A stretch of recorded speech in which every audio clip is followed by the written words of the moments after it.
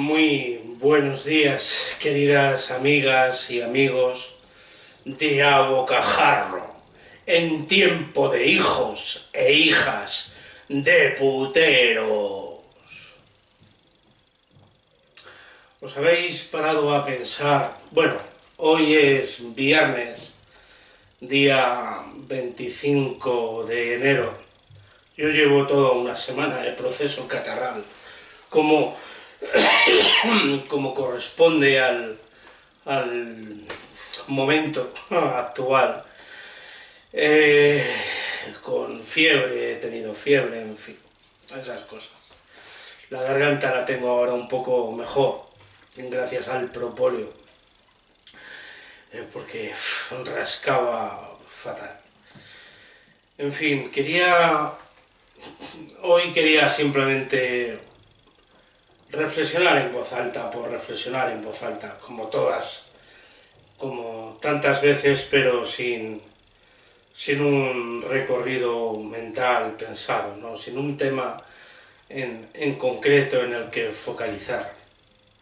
Y hoy me he levantado pensando en la cantidad de esfuerzo, de sacrificio, de sufrimiento, de lucha, que hay que seguir manteniendo día tras día, década tras década, siglo tras siglo, para conseguir condiciones que sean dignas de una vida humana, de seres humanos que viven libres, que son seres humanos libres, conscientes, que piensan, que se implican en el mundo y en la realidad en la que viven. ¿Cuánto dolor y cuánto sufrimiento cuesta eso? ¿Cuánta angustia, cuántas lágrimas, cuánta sangre se ha tenido que derramar? ¿Cuántas y cuántos de nuestros abuelos, bisabuelos, de nuestros padres, de nosotros mismos tienen que sufrir la persecución del poder del Estado al servicio de los poderes económicos? Porque los estados-nación modernos, lo que conocemos como el Estado-nación moderno, se crean como la herramienta más eficaz al servicio de la burguesía, al servicio del capital, al servicio del comercio, al servicio del comercio internacional de los grandes mercantiles, de los bancos financieros. Ese fue el objetivo fundamental por el que se crean los estados modernos, con sus códigos mercantiles, con sus códigos penales y con sus códigos civiles. El Código Civil napoleónico surge como una manifestación más del poder que había alcanzado la burguesía en sus empeños emancipadores del antiguo régimen, de los antiguos regímenes monárquicos, herederos del feudalismo, de las estructuras sociales, políticas y jurídicas del feudalismo. ¿Os dais cuenta de cuánto esfuerzo, cuánta sangre, cuánto sacrificio en ese proceso de la industrialización, del crecimiento de la burguesía, de la disponibilidad de mano de obra esclava barata? Ayer razonaba sobre cómo el Banco Mundial, os leí de ética social para la vida hacia el bien común de la humanidad, de cómo el Banco Mundial luchó para destruir las condiciones salariales, laborales, de seguridad social que se habían conseguido en Sri Lanka por los campesinos que cultivaban el arroz en la tierra que era una tierra comunitaria, y y todo para conseguir el abaratamiento de la mano de obra y la destrucción de un sistema de vida tradicional, cultural, de más de 3000 años de historia. El objetivo fundamental era destruir a esos productores, destruir esos medios de vida y tener mano de obra barata. Como todas las reformas laborales que se han realizado en este país por el gobierno, por los distintos gobiernos, la inició el PSOE y le siguió el PP, que veis como a la hora de tomar decisiones fundamentales que puedan servir o al servicio de nuestras vidas o al servicio de los mercados financieros, de la empresa, optan por estos, porque están al servicio de eso. Están al servicio del mercado, de los mercados, no al servicio de nuestras vidas, no, como suelen decir, al servicio del interés general. Les debería de reventar la boca, así, explosionar, ¡bum!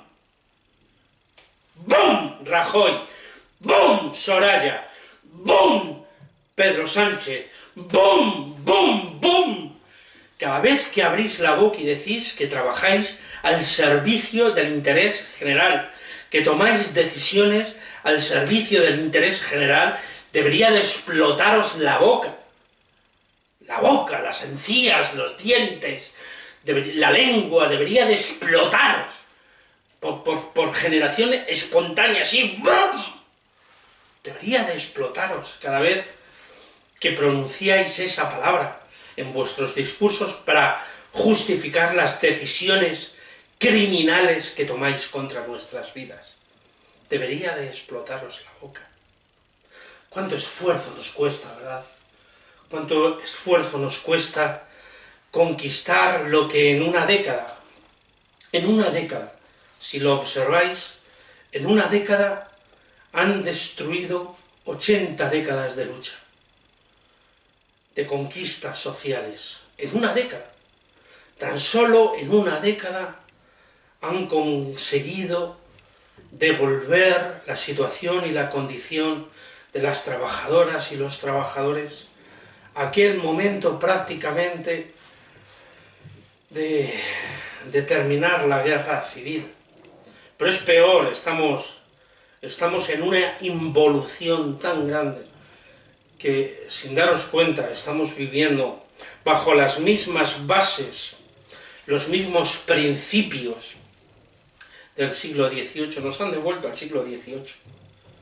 El problema es que no estamos respondiendo, las clases obreras y trabajadoras, no estamos respondiendo como las trabajadoras y los trabajadores del siglo XVIII. Es mucho peor, nos han amaestrado, nos tienen amaestrados bien, y hemos perdido nuestra propia conciencia identitaria de clase, y no estamos respondiendo a las agresiones del capitalismo, a las agresiones contra nuestra vida, con la misma contundencia que nuestros tatarabuelos les respondieron a estos criminales genocidas. Es terrible, y uno se pregunta si cada vez que hay que luchar para conquistar, si tiene que costar tanto lo que es evidente. Tiene que costar tanto lo que es evidente, que las necesidades vitales de los seres humanos, si se han creado las condiciones, tienen que estar cubiertas. Y se han creado. Estamos en el siglo XXI, en el momento. Es terrible ver esas imágenes de agricultores tirando berenjenas, tomates, pepinos a contenedores de basura, porque tienen que mantener el precio del mercado. Lo que se produce no está al servicio de satisfacer y de cubrir nuestras necesidades vitales. Está al servicio del precio y del enriquecimiento. y es devastador a ver si consigo transmitiros lo que llevo dentro. Tanto nos tiene que costar lo que es evidente. Tanto sufrimiento, tanto dolor, tantas y tantos han pasado por la cárcel, han sido torturados, ejecutados, asesinados, para conseguir del poder del Estado que dice estar al servicio del interés general. ¿O es qué tiene que pasar para que se os arranquen las escamas de los ojos de las entendederas? ¿Qué tiene que suceder para que comprendáis, para que se os caigan los parásitos que os llenan la capacidad de raciocinio y de pensar, o las telarañas, o las escamas, o lo que sea que cubre vuestras capacidades de percepción?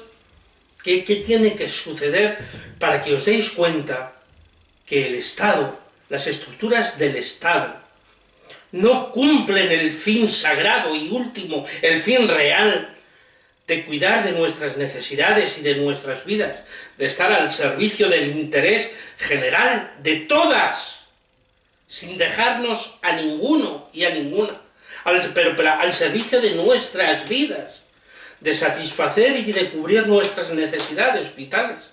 ¿Qué tiene que suceder para que entendáis eso? Y puesto que no está al servicio del interés general de nuestras vidas, puesto que el Estado, no solo el español, todos los estados del planeta, están al servicio de otra cosa, están al servicio auténtico de otra cosa. ¿Cuál es esa otra cosa? A la que sirven con ahínco, con interés, con devoción, con entrega, con generosidad. ¿Cuál es esa otra cosa? Porque no somos nosotras y nosotros, los ciudadanos dotados de derechos, inalienables, inviolables. ¿Cuál es esa otra cosa? Que no somos nosotras y nosotros. Eso, yo no sé qué tiene que suceder en este país para que se os caigan las escamas de los ojos. ¿Cuántos tienen que seguir sufriendo hoy en el siglo XXI, en 2018? La persecución policial, jurídica, la cárcel, ¿sabéis? Yo pasé 10 años de mi vida encarcelado. Yo ya he estado, en cierto modo, en la cárcel, retenido. Digo, retenido no, en cárceles. Pero eran unas cárceles muy especiales, muy peculiares. No especiales, sino peculiares. Pero yo pasé mi infancia, los primeros 16 años, no los primeros 16 años, pero 10 años, entre la edad de 6 años y 16 años, yo ya la pasé detenido, de alguna manera. A veces digo detenido porque estuve en internados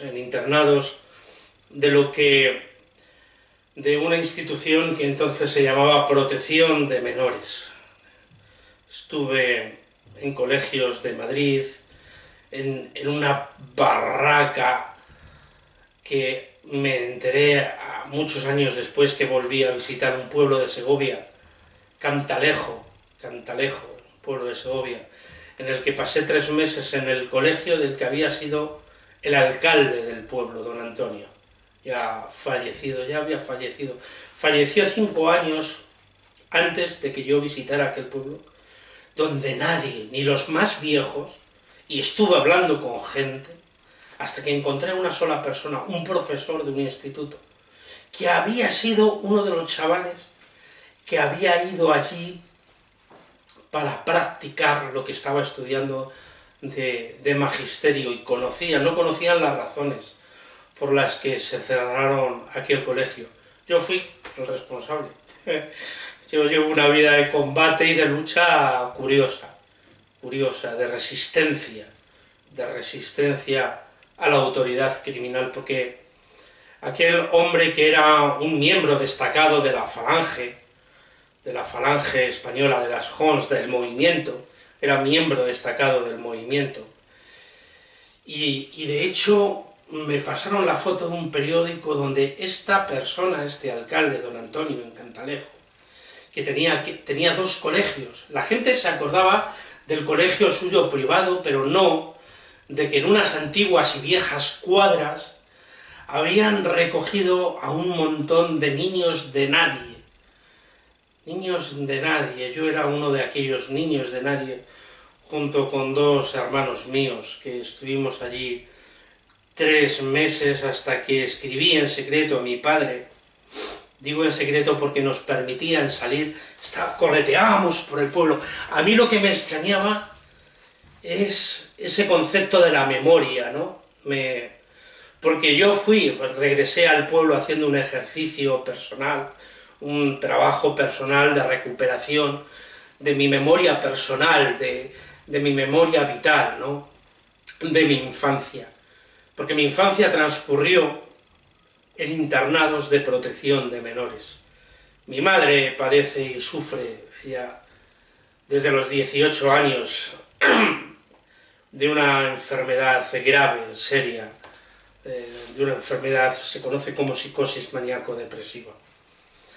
Y bueno, pues mi padre, que en fin, debería habérsela cortado antes, en vez de quedarse conforme con haber tenido un hijo, tuvo 4 hijos tuvo mi padre. Bueno, en este punto va justo y se me acaba de apagar la batería de la cámara, así que bueno, he tenido que andar cogiendo cables y conectándola directamente al cable para seguir con lo que os estaba contando, ¿no? Mi madre con su enfermedad, pues la pobre no podía atendernos. No podía atendernos porque todos los años tenía crisis de su enfermedad que la llevaban a ingresos hospitalarios. Mi padre tenía que trabajar. Recuerdo que por entonces él se trabajaba de lunes a sábado, en aquellos años. En aquellos años se trabajaba de lunes a sábado hasta el mediodía trabajaban en la construcción y en la obra, y a veces hasta en los domingos. El trabajo era un regalo prácticamente, porque ellos, mis padres, son de los que tuvieron que marcharse de España en los años 60, a principios. Yo nací en el año 64 y mi padre había viajado ya 2 veces fuera a la zona de Suiza con Francia, en la zona fronteriza de Suiza con Francia. Estuvo trabajando en diferentes trabajos. Pero bueno, en España trabajaba, él es marmolista, ha sido marmolista toda su vida. Bueno, marmolista, maestro albañil porque mi padre hacía de todo, de levantarte una casa desde los cimientos. Bueno, pues estábamos allí en aquel internado y este hombre, que era un hombre del movimiento español, de la falange, y que era alcalde del pueblo y que tenía un colegio privado, y acogió en una vaquería, una cuadra que hizo las reformas imprescindibles para meternos allí. Pues no sé si éramos 50 chavales o 100 chavales, no sé cuántos chavales, no éramos, seríamos 50, 70 chavales, hijos de nadie, pero hijos de nadie en el sentido de que estos internados de protección de menores que surgieron al terminada la guerra sangrienta española, la guerra civil española, que protagonizaron los abuelos de los que hoy gobiernan con el alzamiento, el golpe de Estado, porque fue un golpe de Estado. Tanto que les preocupan los golpes de Estado, que dicen que les preocupan los golpes de Estado. Son hijos y nietos de golpistas, criminales, fascistas y asesinos. Muchos de ellos, muchísimos de ellos. Muchísimos, apuñados. Son hijos y nietos de golpistas, asesinos, depravados y psicópatas. Estos nuevos demócratas, estos que se ponen la máscara del PP, que se llaman demócratas, grandes demócratas, al servicio del interés general. Ya sabéis que cada vez, imaginaros que cada vez que dijeran hemos tomado esta decisión por el interés general y se diera la boca, ¡bum!, les reventara la boca así, ¡ah!, salieran los pinios en todas las direcciones, ¿no? Porque sería un acto de justicia kármica, vaya, de justicia universal, pero de la justicia, la de verdad, la auténtica justicia, que les reventara la boca cada vez que mienten, simplemente.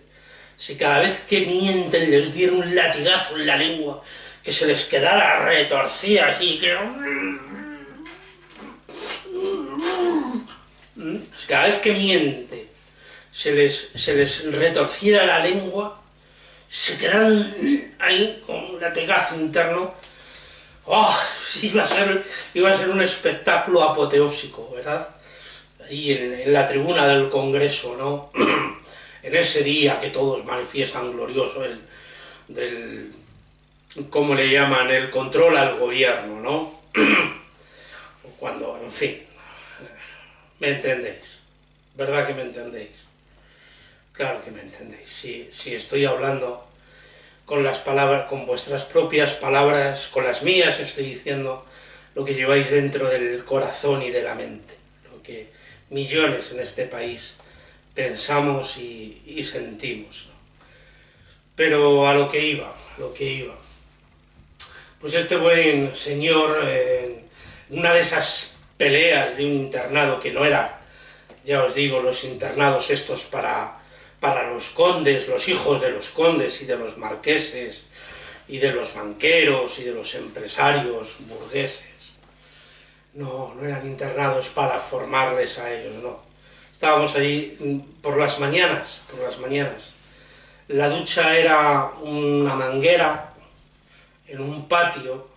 Imaginaros Cantalejo, un pueblo de Segovia, en el mes de noviembre, 60 chicos pasando por una manguera en un patio de barro, a manguerazos con el agua que sale de la manguera fría. Esas eran las duchas. Recuerdo aquellas duchas a manguerazos, aquellas duchas frías a manguerazos en el mes de noviembre. Niños de 9, 8, 10, 11 años, 12 años. Recuerdo que 3 chavales del colegio, del internado, aquel, se escaparon una de las tardes que nos daban que teníamos libres para corretear por el pueblo, ir a las eras, ir a la ermita, que a veces a veces nos llevaban a una ermita que hay allí en el pueblo, que estábamos por allí. Joder, fui hace 8 o 9 años al pueblo, regresé, ahora unos 8 años, 9, no, más, estuve en Cantalejo allá como en el 2009, sí, casi 10 años ya, 9, 10 años, que regresé a Cantalejo para ver el pueblo y, en fin, y se escaparon y los trajo la Guardia Civil de vuelta al día siguiente. Bueno, pues este señor que nos duchaban allí con mangueras en un patio, por una pelea empezaron, pues no sé si sería, además éramos 3 hermanos contra 3 hermanos, nos liamos a tortas, 3 hermanos contra 3 hermanos. Y muy salomónicamente, bueno, en realidad no fue don Antonio fue un tal César, don César. Este era el director, ¿no? Era el que manejaba allí el cotarro, era el que a veces estaba en clase y tal. Tenía a un tío que se llamaba César, le llamábamos don César, no recuerdo más de él. Y este tal don César sacó su mechero, era un joven de pues si yo tenía 9 años, 9, 10 años podía tener yo por entonces, 9, 10 años, 9, 10 años. Y yo correteaba por el pueblo con mucha libertad por las tardes, porque a partir de esa edad nos dejaban por las tardes 2 o 3 horas por allí, a nuestra bola, a nuestro aire. Y este pibe cogió su mechero, sacó su mechero y repartió justicia salomónica, nos metió un mecherazo a cada uno en la cabeza, que nos escalabró, vamos, nos hizo sangre, una brecha en la... Yo debo de tener por aquí, en alguna parte, del poco pelo que me queda ya, pero bueno, en alguna parte de aquí, debo de tener una cicatriz de recuerdo de aquel mecherazo. Fue don Antonio el que nos curó, fue don Antonio el que después nos curó, y no sé si censuró, no creo que censurara aquella práctica, era habitual la violencia física, la letra con sangre entra. Me he llevado yo reglazos aquí en los 5 dedos de don José Meire, un profesor que tuve en la EGB, pues justo al salir de este colegio e ir a otro internado, un colegio que entonces lo llevaban monjas, en el Santos Niño Justo y Pastor, Santos Niño Justo y Pastor, en Tiermes de Tajuña. Antes de ir a esta cuadra, de haber pasado 3 meses en esta cuadra, ingresamos en un colegio de monjas que estaba situado en uno de los barrios lujosos de Madrid, en Arturo Soria. Era Santa Luisa de Marillat, se llamaba aquel colegio. Santa Luisa de Marillat, colegio de monjas. Y fue el primer colegio, el primer internado en el que entramos.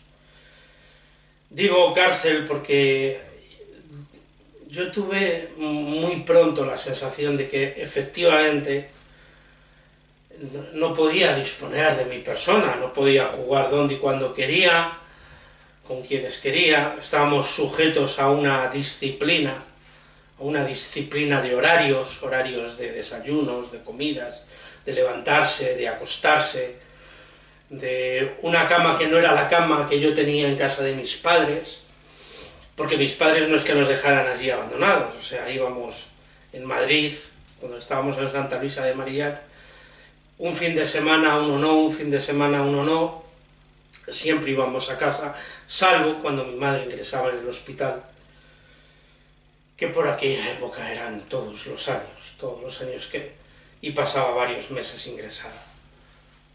Esos 2, 3 meses, lo que recuerdo que fueran, pues estábamos en el internado de protección de menores. Y luego llegó la SAFA, después de los Santos Niños Justo y Pastor en Tiermes llegó la SAFA, la Sagrada Familia, de la calle Fernández de los Ríos, número 37, que hoy sigue siendo perteneciendo a algún organismo de la Comunidad de Madrid, y tienen algo allí. De hecho, enfrente estaba el internado de las niñas, y en lo que hoy es en Madrid el Teatro La Abadía, hice yo la primera comunión. Estaba en Santa Luisa de Marillat, estaba en el colegio Santa Luisa de Marillat con las monjas y nos llevaron a hacer la primera comunión en el Teatro de la Abadía, y en el que es la sala 2. El Teatro de la Abadía tiene dos salas. En la sala 2 gané yo mis 2 primeros concursos de interpretación poética con poesías, ¿no? Recuerdo todavía las palabras de inicio de la poesía de un chaval que estaría en séptimo de GB. Estaba en séptimo de GB, pues 14 años, 13, 14 años. Pues yo llevaba un cierto retraso de un curso con la edad y con estos cambios de colegio y tal. Estaba en séptimo de GB y recuerdo las palabras que era: vida, que eres hoy, sino odio e ira, verdadera justicia. ¿Acaso no eres sangre y venganza, muerte sin esperanza? Y no recuerdo más, no recuerdo más. Pero así escribía yo con 13, 14 años, esas eran las reflexiones, y ese poema personal me valió el premio a la mejor interpretación poética, con un libro de un sacerdote que se llamaba José Luis Martín Vigil, con un título La vida sale al encuentro. La vida sale al encuentro.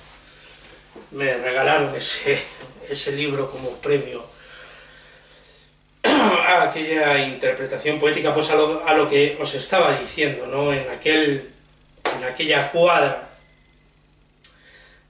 de Vacas habilitada como colegio de internado. Yo escribí después de este incidente a mis padres y eché la carta directamente en el buzón de la plaza del pueblo, al lado de la iglesia, que está allí mismo al lado de la plaza del pueblo, contándole a mi padre lo que había pasado, que nos habían escalabrado, y contándole alguna cosita más, como lo de las duchas frías, porque claro, mis padres en aquel momento ni venían todas las semanas, ni íbamos nosotros una semana sí o una no a Madrid. De hecho no bajamos en 3 meses, 4 meses, que pudiéramos estar allí. Entre los meses pues fue terminar el año escolar en Santa Luisa de Marillar, que nos llevaron a unas colonias a La Toja. Recuerdo que fuimos a La Toja en Galicia, que nos llevaron allí de colonias, y ya me estoy perdiendo en el baúl de los recuerdos y ya no sé por dónde iba. Bueno, sí, fue ahí, ¿no?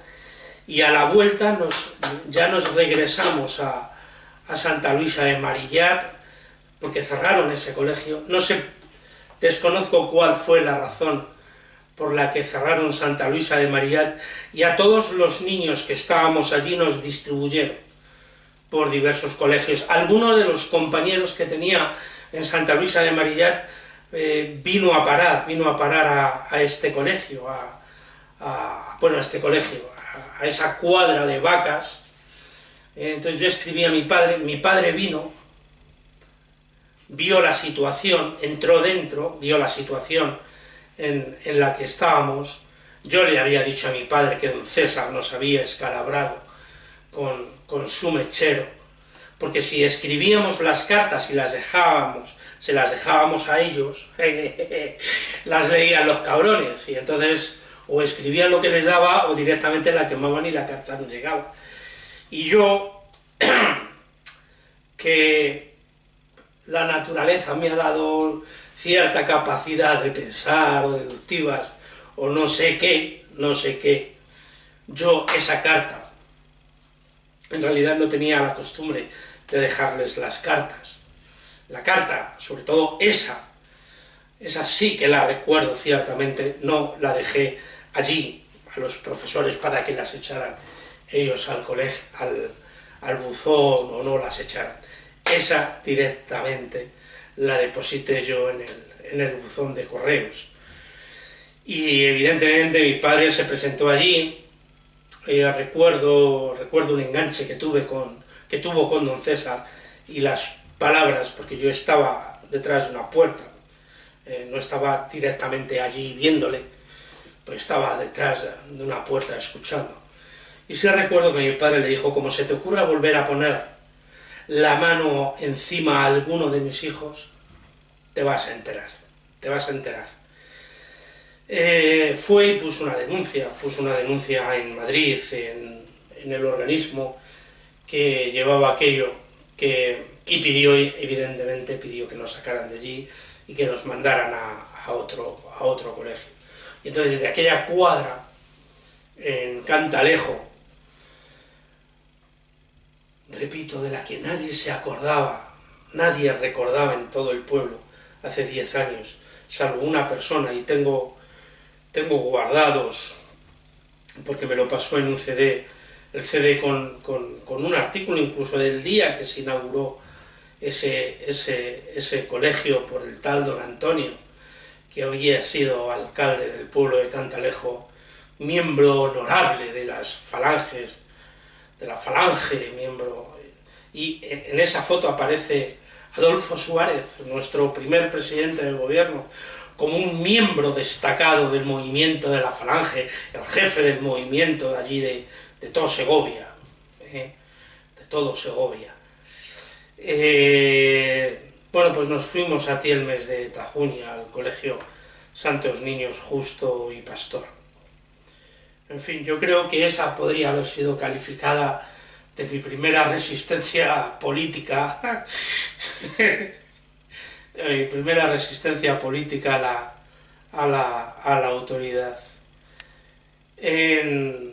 Siempre tuve conciencia de la privación vamos, siempre no, pero llegó un momento en el que sí recuerdo haber tenido mucha conciencia de que no estaba en casa de mis padres, de que no podía jugar en el descampado allí enfrente de mi casa, en la calle bien aparecida, calle hoy desaparecida, inexistente, porque de las chabolas que fueron tiradas, de las casas bajas, chabolas, había de todo.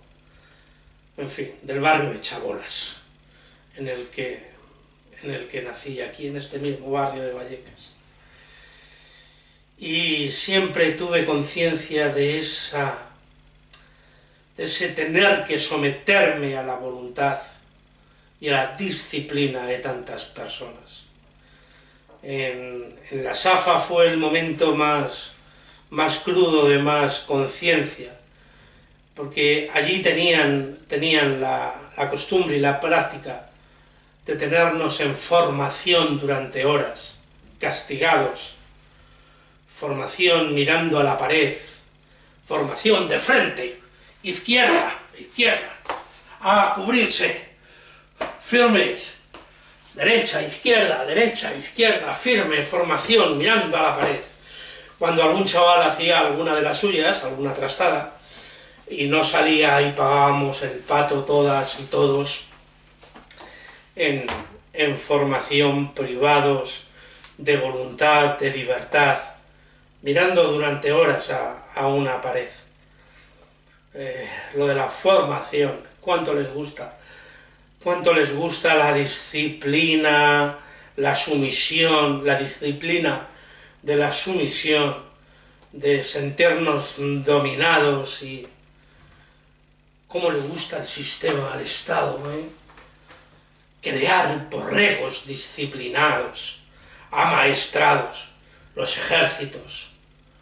Siempre pensé que yo ya había hecho la mili sin haber hecho la mili, porque unos años después me declaré objetor de conciencia, claro, evidentemente, en cuanto me llamaron a filas y tuve que presentarme allí en los cuarteles de campamento para recoger el macuto y convertirme en recluta. Y les dije que yo era un objetor de conciencia, levanté la mano, alegué las razones de mi objeción de conciencia y tuve que ir a Gobernación Militar a rellenar unos papeles. Por entonces las razones fundamentales no eran exactamente de la misma naturaleza con las que luego he ido evolucionando. Como ser humano he ido evolucionando en el pensamiento, y las razones por las que tomo las decisiones que tomo y acometo las acciones que acometo, como por ejemplo la de estos vídeos, pero sí les encanta. Al sistema les encanta crear borregos obedientes, disciplinados, sumisos. Esos 10 años de internado fueron como 10 años de privación de libertad y de cárcel. No sé lo que me espera en la cárcel, porque bueno, sé que hay muchos mitos y leyendas de las cárceles, que si la pastillita del jabón, que si ten cuidado cuando te agachas a recoger la pastillita del jabón. Sé que en la cárcel me voy a encontrar con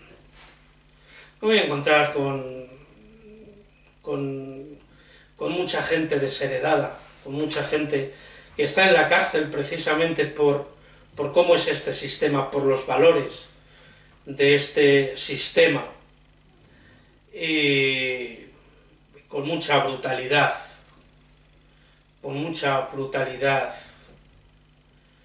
pero no os creáis que es de menor significación la brutalidad policial en sus cargas contra personas que claman pan, trabajo y techo, la brutalidad policial entrando en los hogares, rompiendo con mazas las puertas de los hogares para arrojar a familias enteras de sus hogares, violando y pisoteando los derechos humanos, demostrando realmente a quién sirve el Estado.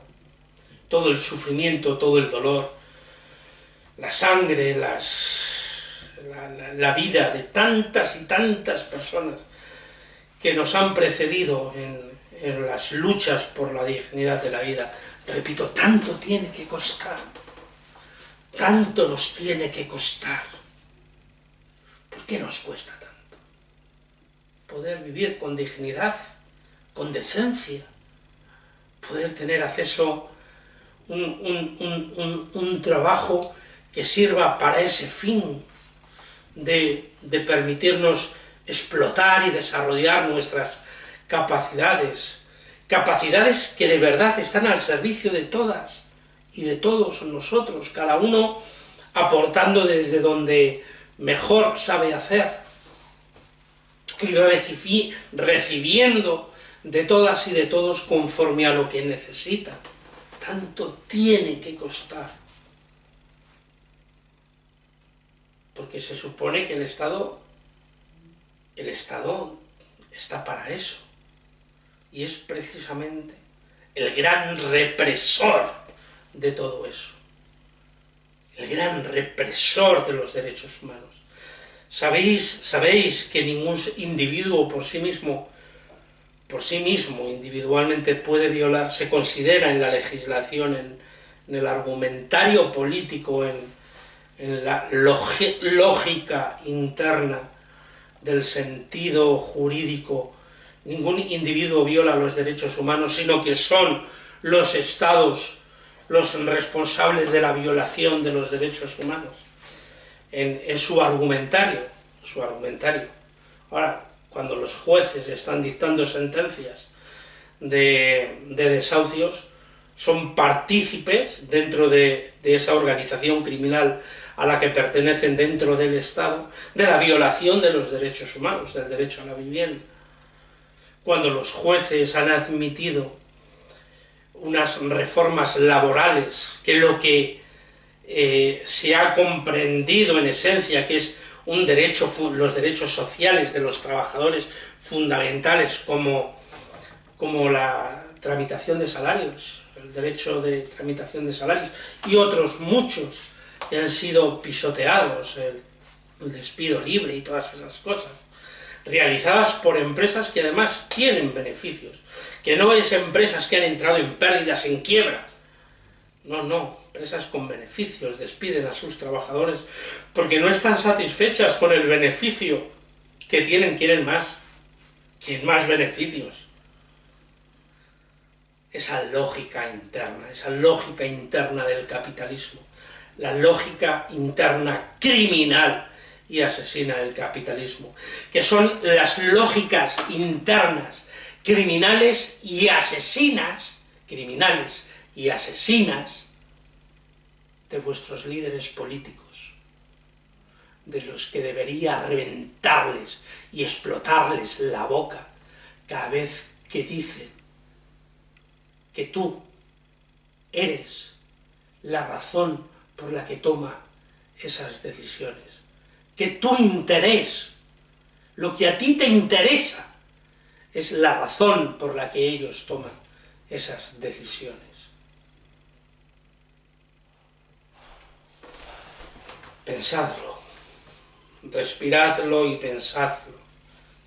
Aprended a pensar porque ni en las escuelas ni en las universidades enseñan a nadie a pensar, enseñan a repetir, a memorizar y repetir,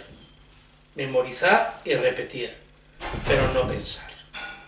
En este país no se enseña absolutamente a nadie a reflexionar y pensar, ni en este ni en ninguno, ¿eh? No os creáis que es una cosa congénita. Los españoles tenemos muchas cosas congénitas en este país, mucha idiosincrasia, además bárbara, una idiosincrasia de barbaridades. Somos eso, la concepción de la barbarie de una tribu africana, como dijera, más o menos dicho yo con mis palabras, el maestro Valle Inclán. Bueno, no, yo creo que ya llevo, no sé si llevaré una hora de cháchara, pero bueno, espero, siempre todo gira en torno a lo mismo y además en torno a lo mismo porque, como dicen, y probablemente sea verdad, absolutamente todo está relacionado con todo. Todo está íntimamente relacionado con todo. Ese universo de fractalidad y de la fractalidad. Otro día, porque la semana que viene iniciaré, espero estar mejor del catarro, ya me noto mejor de la voz, en serio, una serie de capítulos que voy a llamar no a bocajarro, sino, aunque está dentro de la bocajarro, bueno, serán de la bocajarro, no de las breves reflexiones de a bocajarro. Esto, como veis, es una gran reflexión de a boca personal, relacionando la vida íntima personal con lo que vivimos en la realidad, ¿no? Y las lógicas internas que mueven nuestras conductas, que mueven todas las prácticas, las culturales, las sociales, las políticas, económicas, la lógica interna que mueve a la acción, a las conductas y a las prácticas, en lo social, en lo cultural, vuelvo a repetir, en lo político y en lo económico. ¿Cuál es la lógica interna de nuestras acciones y de nuestros comportamientos y de los comportamientos de los que dicen bla, bla, bla, bla, estar a nuestro servicio, al servicio de nuestros intereses? Bueno, pues eso, hablaré del origen, ya la próxima semana, el origen de la riqueza. El origen de la riqueza, no de las especies, ¿eh? Eso se lo dejamos al darwinismo social, que sirve como excusa central, el darwinismo social, al capitalismo, en el momento cumbre. Además, el darwinismo social le vino al capitalismo en en la constitución, en la solidificación de sus estructuras como anillo al dedo. El darwinismo social, el capitalismo, fue como decir, la base filosófica ideal para el capitalismo, la base filosófica, la base de principios filosóficos fundamentales del capitalismo es el darwinismo social. Bueno, pues yo hoy voy a hablar del origen, bueno, no yo, va a ser a través de diversas lecturas, van a ser otros los que os van a hablar. Yo quiero compartir esas lecturas a través de diferentes lecturas de varios grandes pensadores,